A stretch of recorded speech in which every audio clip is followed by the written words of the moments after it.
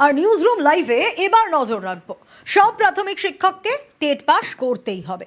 গত সেপ্টেম্বরে এই নির্দেশ দেয় সুপ্রিম কোর্ট, যা পুনর্বিবেচনার আর্জি জানাচ্ছে রাজ্য।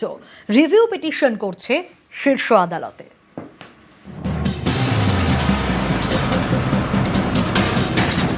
প্রাথমিকের শিক্ষক নিয়োগের পরীক্ষা টেট, এ নিয়ে মহারাষ্ট্রের একটি মামলায় গত সেপ্টেম্বরে সুপ্রিম কোর্ট নির্দেশ দেয় সব প্রাথমিক শিক্ষককে টেট পাস করতে হবে। 5 বছরের বেশি চাকরি থাকলে টেট পাস করা বাধ্যতামূলক। 5 বছরের কম চাকরি থাকলে টেট না দিলেও চলবে, তবে পদোন্নতি চাইলে টেট পাস করা বাধ্যতামূলক।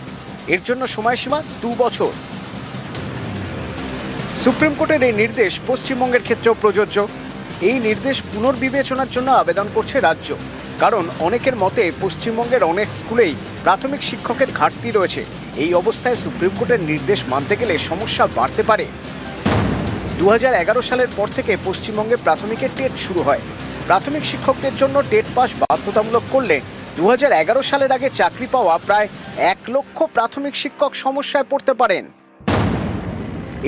স্কুলগুলিতে শিক্ষকের ঘাটতি বাড়ার আশঙ্কা, তেমন হলে ক্ষতি হবে প্রাথমিকের পড়ুয়াদের।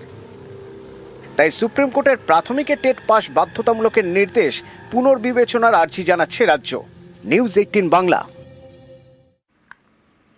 ঝাড়গ্রামে বনাঞ্চল বেহাত, হাতি যাতায়াতের রাস্তা দখল করে তৈরি হচ্ছে রিসর্ট, হোমস্টে। এই অভিযোগে স্থানীয়রাও সরব। জমি খালি করতে বলে আবারও নোটিশ দিয়েছে বন দপ্তর। কিন্তু অনেকেরই প্রশ্ন, এতদিন বন দপ্তর কি করছিল? তাদের জমি দখল করে এভাবে রিসর্ট হচ্ছে কিভাবে?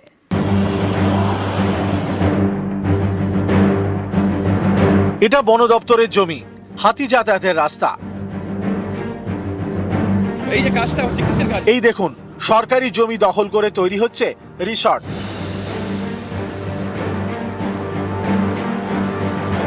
ঝাড়গ্রামের জিতুশোল গড় শালবনী বিস্তীর্ণ বনাঞ্চল, এখানে রয়েছে হাতি যাতায়াতের রাস্তা।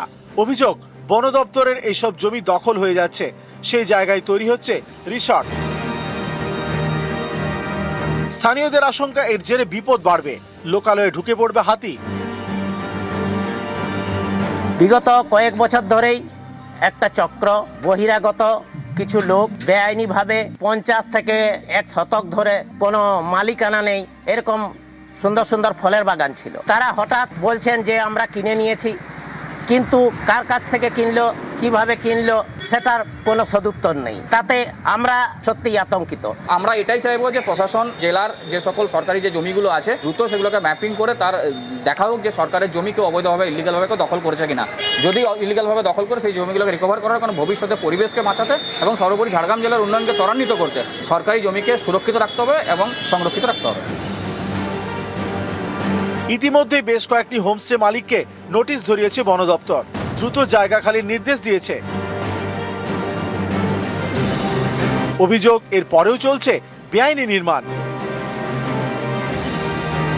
কিসের কাজ হচ্ছে এটা?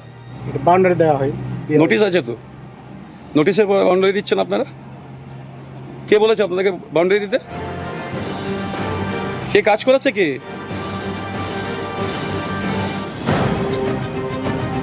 সম্প্রতি ঝাড়গ্রামে প্রায় 125 জনের জমি হাতিয়ে তা বিক্রি করে দেওয়ার অভিযোগ ওঠে।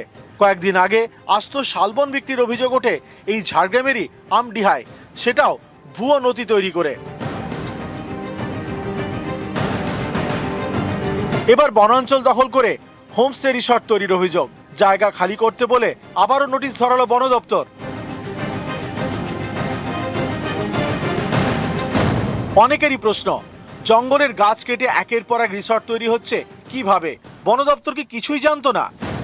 রিসর্ট তৈরি করতে তো অনেক সময় লাগে, ততদিনে কি কিছুই চোখে পড়েনি বন দপ্তরের? বন দপ্তরের কি নজরদারি বলে কিছু নেই, নাকি সর্ষের মধ্যেই ভূত? বন দপ্তরের একাংশই কি যুক্ত? ঝাড়গ্রাম থেকে রাজু সিং, নিউজ 18 বাংলা।